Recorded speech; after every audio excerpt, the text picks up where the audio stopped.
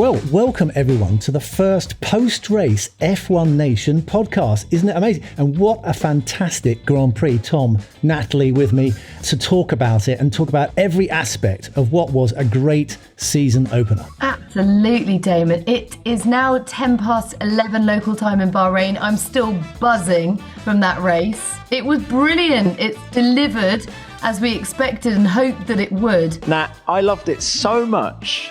I haven't left the track, and I'm being serious. I am still at the track at 10 past 11 at night. I'm in a shoebox. Everyone tells me I'm sounding a bit echoey, but the buzz about this place is still fantastic. As they head towards turn 4, Hamilton's going to force Verstappen the long way round. By the time they get to the corner, he's about a third of a car in front. By the time they get out of the corner, he's a whole car in front. Max Verstappen is ahead of Lewis Hamilton. Okay, for the moment, let Lewis through. He's giving it back because he took the position off the racetrack. Has Verstappen lost his chance now? He starts this year going for a record-breaking 8th World Championship. He has been put under immense pressure by Max Verstappen and Red Bull here tonight. Sir Lewis Hamilton, as he is now, crosses the line and wins the Bahrain Grand Prix. Hey guys, amazing job. I'm so grateful. Everyone back at the factory, everyone working so hard. I know we're not quick enough, but we managed to do it. That's teamwork. Max Verstappen and Red Bull come home to take second place. They were the pre-race favourites, but by the slenderest margin of just 0.7 of a second, they've been beaten by Mercedes tonight. I just absolutely loved it. And what I loved was the quality of the performances all the way through the field, but particularly at the sharp end. It was, I would say, it's one of those defining races that they will talk about in years to come because it set it up. It was like Michael Schumacher when he arrived in Formula One. You know, Max Verstappen, there you are, the young pretender against the established 7 times world champion going for his 8th, Sir Lewis Hamilton, who was on spectacular form. It felt like an old school Grand Prix to me. Yes, we still have DRS, but in terms of how it played out, the unpredictability of it, and we saw both cars, and I'm talking about the Red Bull and the Mercedes, driving flat out. And that's one of the points that Andreas Seidel made after the race. The McLaren boss said, you know, the biggest thing for us is that we were only, with Lando Norris in P4, 45 seconds behind the race winner, and they were going flat out.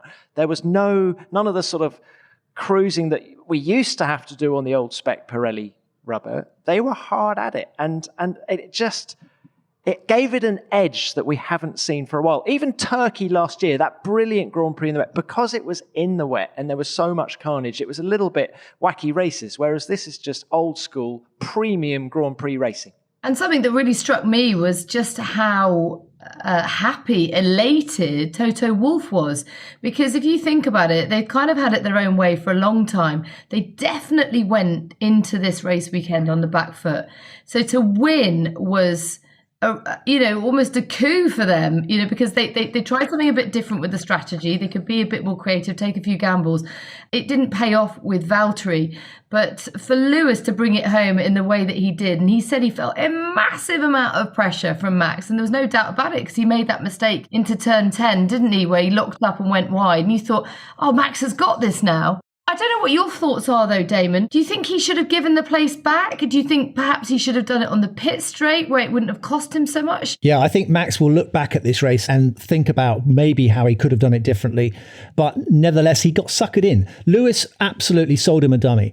And he went for it. He went round the outside and Lewis knew exactly what he had to do. The moment Lewis moved to the right-hand side after passing the back marker, I thought, that's a bit strange. He's opening the door wide open for Max. And of course, what he did was he put Max back in a defensive position where he had to actually, it looked great going around the outside of Lewis Hamilton, a very tempting offer, thank you very much. But of course, Lewis knew all he had to do was use up all the track and squeeze Max. And then Max had the pressure on him because he knew he had to give it back. And maybe he gave it back a little bit too soon. So he'll look back on that race. He'll be going home now and actually thinking to himself, damn, I should have done this. I should have done that. Lewis, meanwhile, will be thinking, gotcha, you still got a few more things to learn. What about the track limits, the inconsistency in the application of them? I found that quite frustrating as a fan of the sport because there wasn't clarity from the off. And you heard those team radios saying, well, exploit the fact that they're not coming down hard on track limits. And then it seemed to change mid-race. Yeah, that was a hot problem all weekend, wasn't it? It was on, it was off, it was on, it was off. And I think that's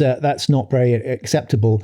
You've got to have a fixed rule. I think there could be a justifiable complaint from Max that it was a little bit inconsistent, and that Lewis, and I hear that there are reports of people trying to point out the number of times that Lewis ran wide on that corner. 29 times? Well, according to social media. Is that right, Natalie, or is this the FIA? No, social media, you're right. So lots of cars were running wide, perhaps, but it's the advantage you get. If you actually can run wide and pass someone, then that is obviously clearly a sustainable advantage that perhaps is going too far. Well, I think both guys knew going into, 4 laps from the end, they both knew that they couldn't run wide. So that the whole argument that, it was inconsistent, yes, it was inconsistent, but both drivers knew the score on that lap. And therefore, everyone says Max ran wide. Whereas if you look at a replay, Lewis pushes him wide. He knew exactly what he was doing. He knew that if he could push him wide, he'd have to give the place back. So I just saw it as brilliant racecraft. And I get slightly fed up with the whole track limit thing because I hate track limits, and it's wonderful that the next 2 races are at Imola and Portimao, where the track limit at both places is either grass or gravel. There's none of this asphalt. So it won't be a problem there. But I feel that both drivers knew the score, and track limits isn't in any way an issue when it came to this overtake. And Lewis Hamilton just exploited it to the nth degree. And I felt there was an experience difference between the two guys there. That came through today.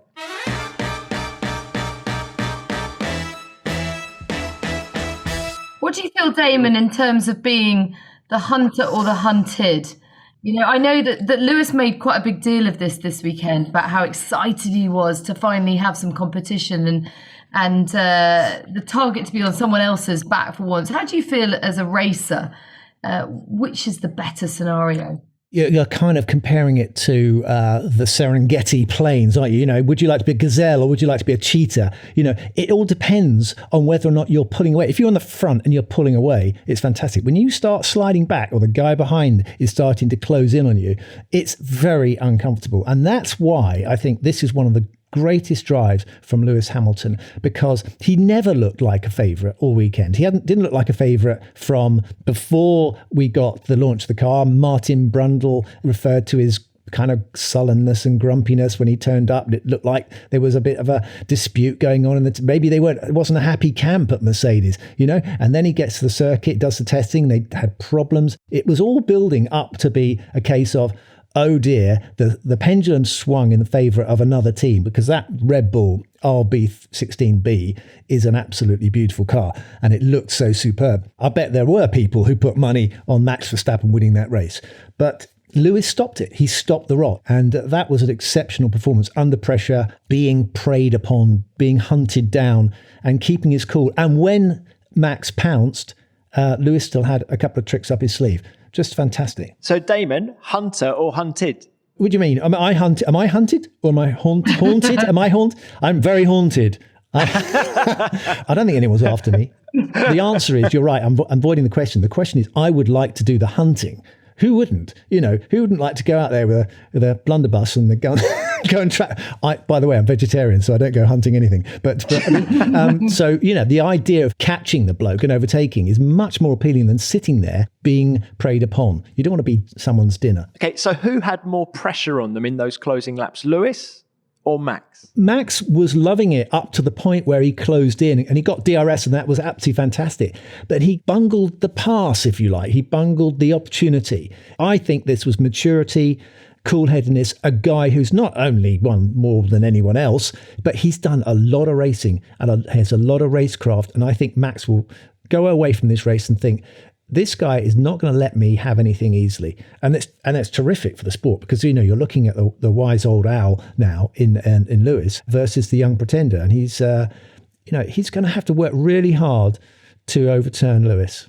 I loved the line after he'd crossed the line. I can still do it, Bono. It's sort of almost like it sort of reaffirmed in Lewis's mind that he can still do it. I remember being told that Michael Schumacher used to have one test day at the start of every season at Fiorano when he was at Ferrari, in which he would just drive round and just remind himself that he could still do it. It's almost like the older these guys get, the more they need that little reassurance. It's an extraordinary thing for Hamilton, given his level of success. I know, but I feel like he's being tested in different ways and he's enjoying it for that. It's a bit of a game of cat and mouse. It's a different type of challenge than he's used to. And he's enjoying finding a different skill set maybe than he's been used to. Because, you know, we always talk about the Mercedes pulling away and being able to lead from the front. And this was a very different challenge for him all weekend. They have been on the back foot. And psychologically, I think he's really enjoyed sort of raising his game, if you like. I'm always so impressed by Lewis that when the pressure is really applied, you see his true class and talent shine through. And I think that's why he's still addicted to this and why he will no doubt, I believe, go for more titles. I mean, it's a stupid thing to say he's extraordinary. He is extraordinary. He always has been extraordinary. But what is fantastic is when he starts to dig deep. And I think for a long time, he hasn't had to dig deep. He's had it too easy. And there's been a little bit of robbing from him in the terms of what do you say to someone who says, yeah, but he's got the best car and Valtteri's not putting pressure on him. What can you say? It's true. And so he needs this. He absolutely needs this opportunity to show him and show us and show everyone and show himself that he's got this extra gear. He's got this other level. And that's what we want to see because it is exciting. And I think that it is one of the best season openers we've had for a very long time. I'd say that is the best Grand Prix I have watched in 5 years. Before we move on, a big welcome back to Harry's, a great supporter of F1 Nation. It's great to have you back in 2021. So, Pinks and Damon, I've got a question for you. What's the best facial hair you've seen on the grid, past or present? I can't look beyond Damon's goatee. For me, that is everything. He is this wily old badger. Not a fox, a badger. I remember being massively disappointed when Nigel Mansell shaved off the tash. I was like, no, you can't do that. Yeah, it was a bit of a broom, wasn't it? I mean, you could almost sweep the floor with that thing. It was massive. So why'd you ask? I want to give our listeners some inspiration as to what they can conjure up if they get their hands on a trial shaving kit from harrys.com. So, Tom, do you think it could tidy up my beard? Well, it would help, but I've always admired your straight edges, Damon. But here's the thing. You can get hold of a trial kit for just £3.95, and that includes 5 precision-engineered blades with a lubricating strip and a trimmer blade. You'll get a weighted ergonomic handle for added comfort and grip, and a rich shave gel to leave your skin in tip-top condition. And it doesn't stop there. You're going to get a travel blade cover to protect your kit. Well, there you go. Get started shaving with Harry's today by claiming your trial set for £3.95. Support our podcast and get your trial set delivered to you, including a razor handle, 5-blade cartridge, foaming shave gel, and travel blade cover by going to harrys.com/F1 Nation right now. That's harrys.com/F1 Nation. You'll have to trim that down.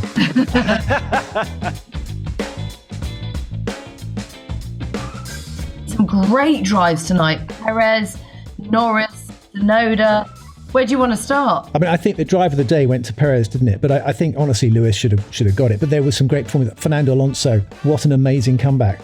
I mean, never looked weak or out of his depth. Really great start.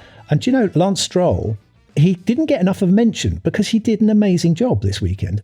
He showed that car could be reasonably competitive, and they had a few tactical problems, I think, but a very good performance. He's quite tough on himself because even when he has a good race, he plays it down in the pen, don't you think, TC? You almost have to sort of buoy him up afterwards and go, there's so many positives from this weekend, you know? You qualified well, you raced well, the car's shown some pace. You know, it's very difficult to get a read on this car after testing because it was so limited and the reliability issues.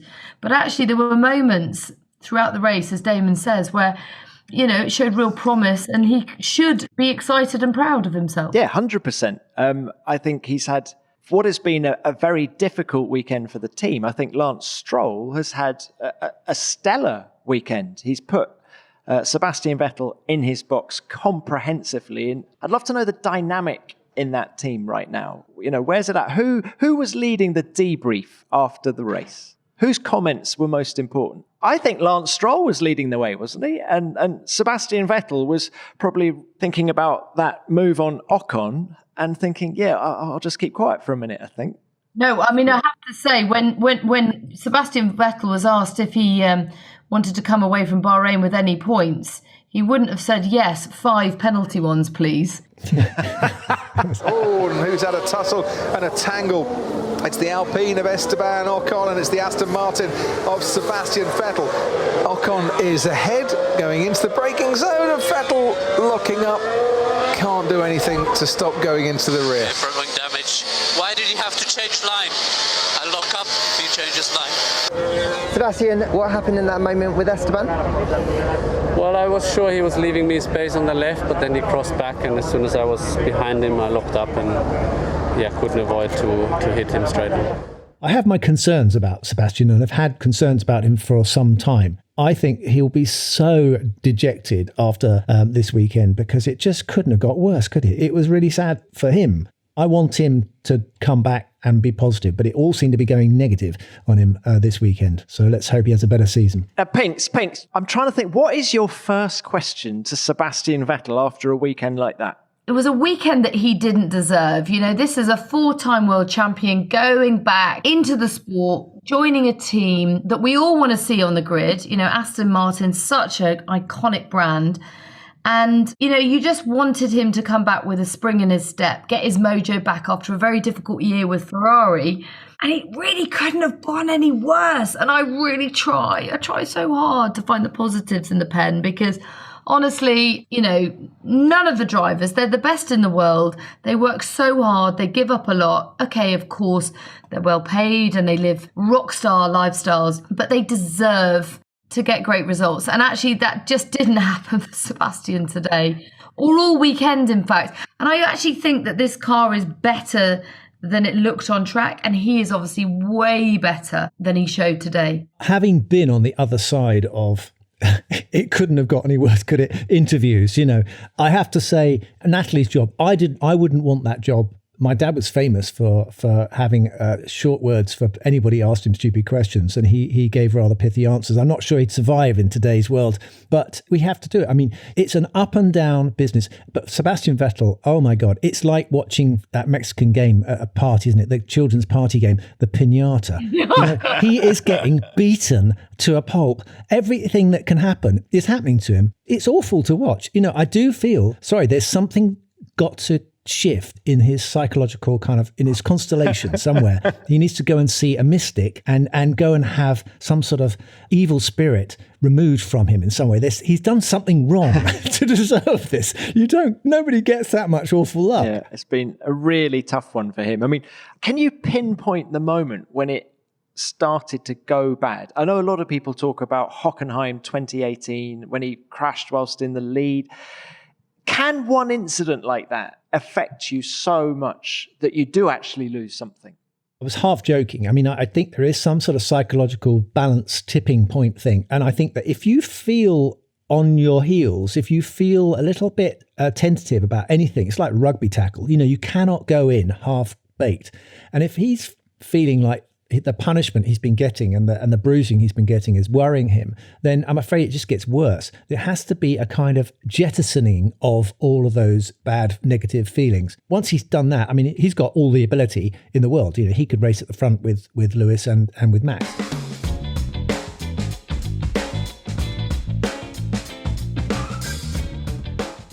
Let's take it on to the McLaren drivers, because I feel like that was a really strong weekend for them, particularly for Lando Norris, because he won't have enjoyed being out-qualified by his teammate, albeit by the smallest of margins. This is his team now, and Daniel Ricciardo has come into it as a more experienced driver, but you have to say that the pressure's on Norris to really deliver this season. He raced so well today.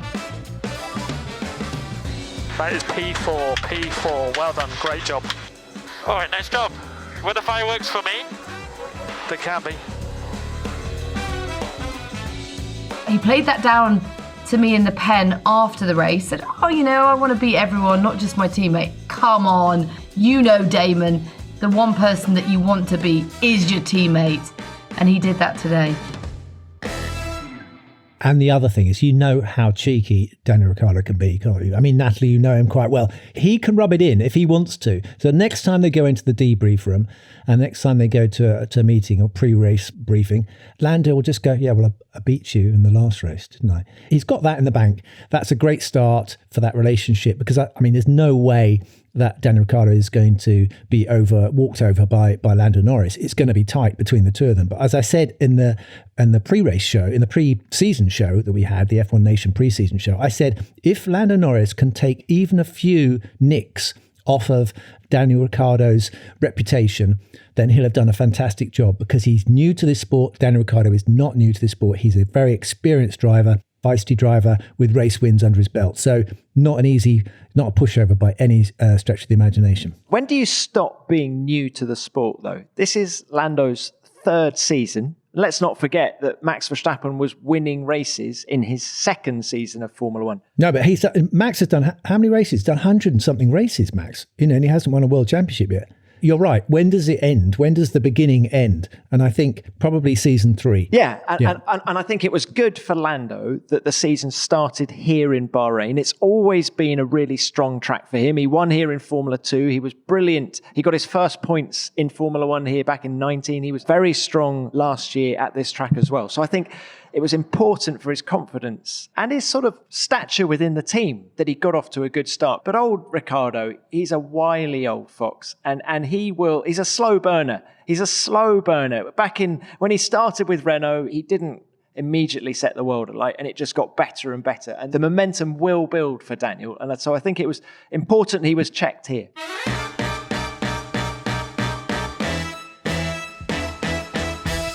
Before we move on, here's a quick shout out to one of our sponsors. Have you ever wanted to explore the world of stocks and shares, but just found it needlessly complicated? It can make you feel like you need a finance degree just to get your foot in the door, can't it? Well, Free Trade is on a mission to make investing simple for everyone. Hallelujah!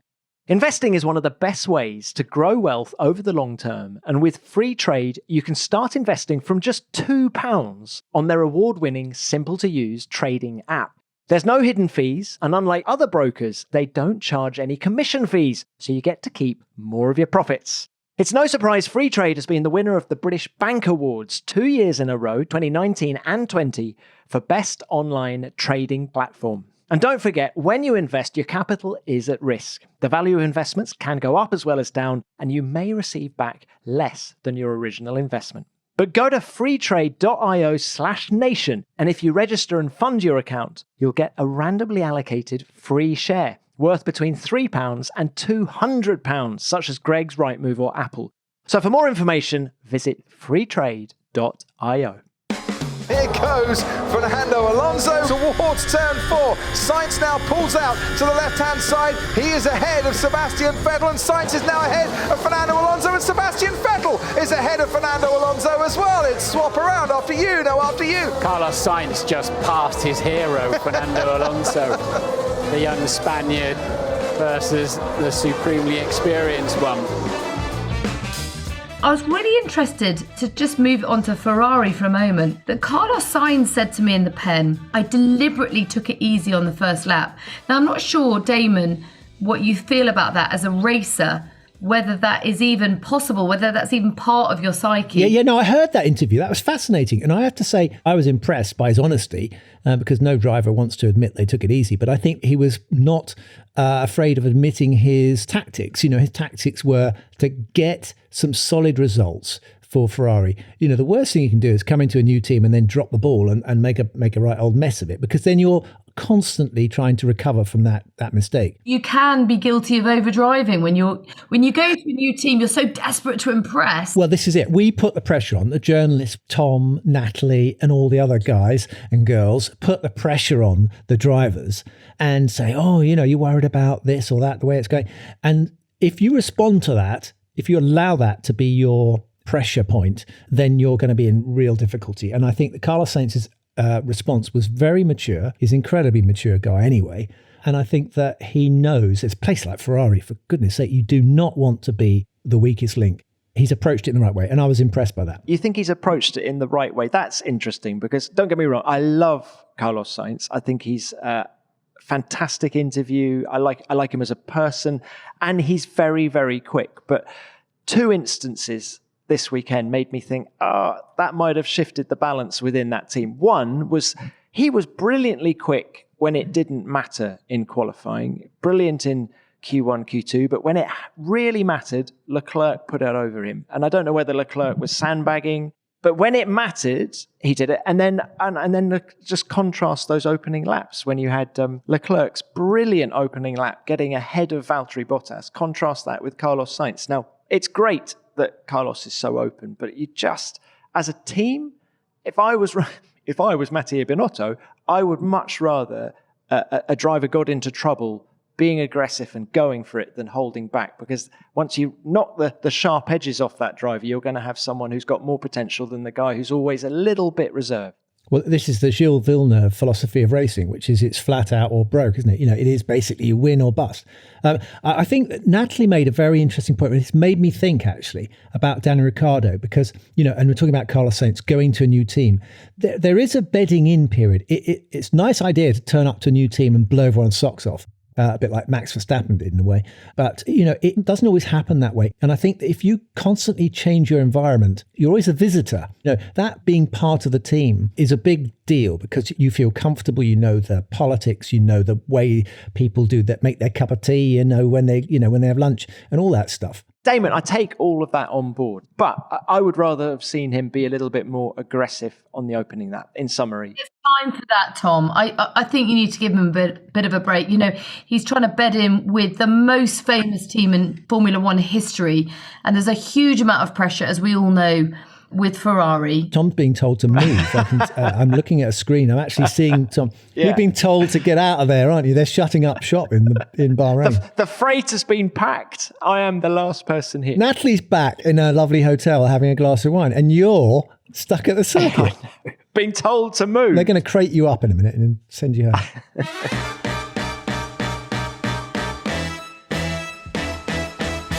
Natalie's dying to get to Ukiyo, isn't she? I can tell. Did you just say Ukiyo, as in Katayama? Oh, sorry, Yuki. I beg your pardon. My Japanese is not that good. Yuki Tsunoda. Yuki, sorry. On the subject of Ukiyo Katayama, I'll never forget. So he was racing in the mid-90s, right? And I'll never forget Michael Schumacher coming back. I think it was the Belgian Grand Prix, sort of late 90s. And he was shaking his head and he was telling one of his engineers that Katayama was extraordinary because he said, this track only has 18 corners, but when you follow Ukiyo, you feel like it's got 48 because he makes each corner. Anyway, he's gone on to climb lots of mountains and have a wonderful life after Formula One. Sorry, but anyway, we digress. So Ukiyo is climbing mountains and Yuki is scoring points on his Formula One debut, isn't he? I didn't think I could love this guy any more than I already did before the race weekend. First of all, he comes out really punchy on team radio. This is his debut weekend in Formula One, and he's swearing about traffic in the practice session. And then he comes out and really, I think, did an incredible job. I mean, we know that the AlphaTauri is a strong car. Charles Leclerc was like, don't be under any illusions. They have made a massive step over the winter. But for Tsunoda to put it in the points on his debut in Formula One and say he's only 50% happy with the way the race went. There's only 50% of him. So 50% for him is 100% for most people. I can't bear it. He's just the cutest little thing I've ever seen. And I don't mean that in a patronising way. You mean it in a matronising way? I do. I want to mother him. You admit it. I don't know what it is about him. He's tiny, but he's this little ball of muscle. He's incredibly strong and he's fast and he's fiery and he's feisty and he's everything you want in a Formula One racer. He's very confident. I mean, that's really important, isn't it? You know, to actually have the confidence to come into a place and start complaining to the team because they haven't put you out in the right place and in qualifying and stuff straight away. I mean, I when I drove for Frank, I was nervous of even using the phone. I got told off once. I said, "Do you mind if I make a phone call?" And Frank said to me, he said, "Don't ask me to use the phone." They were used to people abusing them. So I was brought up to correctly. But I mean, confidence is really important, and he's got it. He's definitely got it. He suffered. I loved it. I don't know if it was to you, Pinks, but after the race when he said it was a very emotional moment overtaking Fernando Alonso, because 13 years ago, he went with his dad to the Fuji Speedway and saw Alonso racing. So suddenly to be overtaking him, and I just now want to give him a hug as well, Pinks. We're going to be fighting over this guy all year. I love that. That's such a racing driver thing to say, isn't it? It was a real honour to overtake Fernando Alonso. Did you get the contradiction there? Okay, guys. So, any other business? So I was quite surprised to turn on FP1 and see the commentary box and Natalie Pinkham commentating, lead commentator, on the FP1. How'd it go? Seemed all right from where I was. Well, that's very sweet of you. You know what? Loved it. It was such a buzz. The adrenaline was amazing. It wasn't easy. There was a huge amount of information coming in at every different angle, but thank God for Jensen Button and Karun Chandok, who are great communicators and hugely supportive. And do you know what? I was genuinely overwhelmed by the response on social media, particularly from young women who were like, wow, we've heard a female voice on commentary. It's hard. It's a skill. It's an incredible skill to commentate on live sport. And, everything was coming at me from all angles. What I wanted to try and do was facilitate a conversation and ask questions of Jensen as a world champion and Karun as this encyclopedic knowledge of the sport. And they were amazing. And do you know what? My mum rang me afterwards. She goes, Natalie, or Boo Boo as she calls me, I'd like you to just go and speak to Jensen and Karun right now for me, because I'd like you to thank them for their kindness, because they looked after my little girl today. That's nice. That's a lovely story. And where you couldn't have got two nicer guys to support you in your role as a lead commentator. It's fantastic to get some female voices in the commentary box on the main event. But, you're right. It's not an easy job. Pinks, is FP1 harder than the race in a way? Because in the race you're commentating on what is happening in the race in front of you, whereas you've kind of got to make it all up in FP1 because the on-track bits...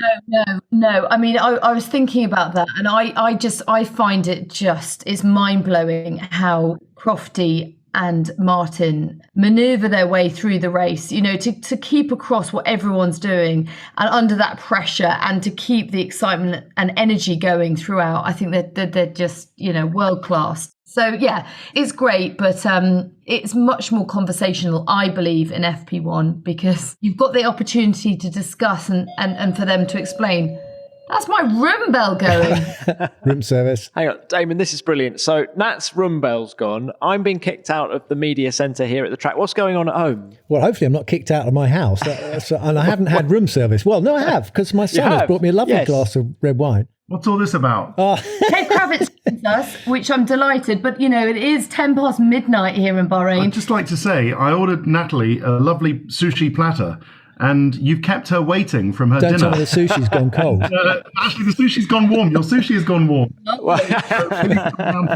I would love it. Okay. Thank you. I'm off. Nice to see you. Bye-bye. Cheers, bye, Ted. Well, I'm glad you cleared that one up, Nats. I think a lot of people listening are thinking, why is Ted knocking on your bedroom door at 10 past 12 in the evening? But bring me my dinner. I haven't eaten. I didn't even have lunch today. In fact, I had like a soggy piece of toast at about 11 a.m. That's it.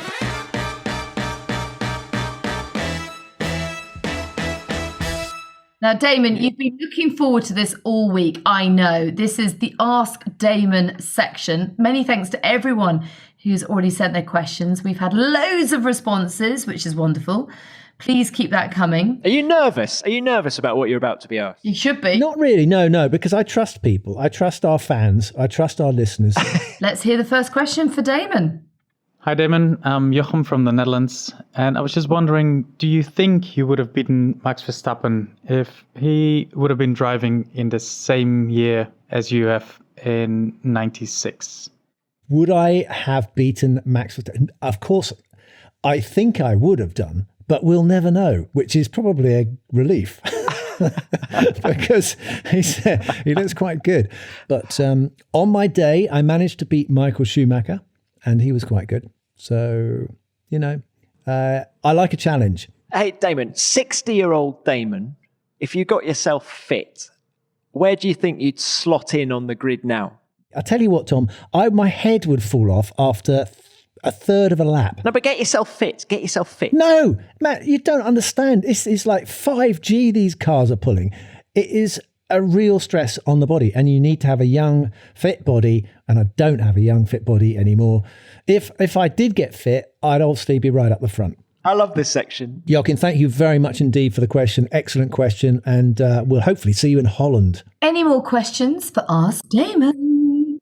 Hi gang, my name's Alex. I love the pod and I've got a question for the champ.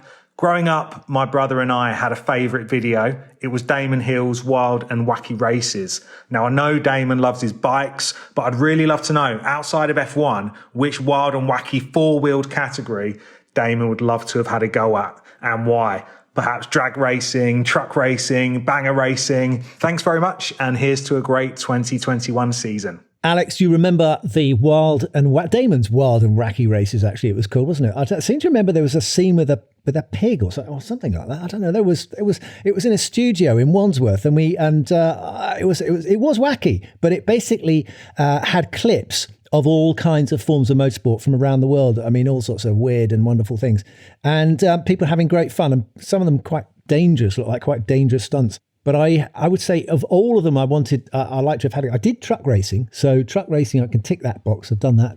And the Dakar-y type thing, I think that, going across the desert in one of those dune buggies looks fantastic fun. I know that Jenson Button does that. He does the Baja, but it's very dangerous, you know that. Or the Paris-Dakar, it's not called the Paris-Dakar, the Dakar race. Carlos Sainz does that. I think you'd probably, it'd be much more enjoyable in one of those great big dune buggy things they have. Or drag racing. Well, basically, I'm starting to go through his list, aren't I? Yes, I'd like to have done drag racing. Don't forget, if you have got a question for Damon, then make sure you send us a voice note to askdamonhill@gmail.com. If you don't send a voice note, then we can't answer it on the show. Get your voice heard. Well, I think we've got off to a fantastic start there. I hope that everybody listening to this podcast enjoyed our conversation and have got things to say about it and can contribute and send in your messages and voicemail messages and voice messages, and basically just keep in touch with us, because we'll be back next week and looking forward to the next exciting installment of Formula One. And don't forget to hit the follow button on your favourite podcast app so that you don't miss out on any of our new episodes.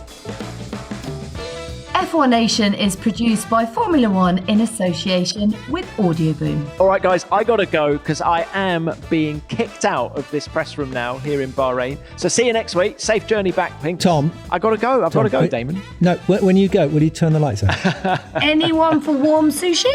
You spoil us, Pink. See you next week.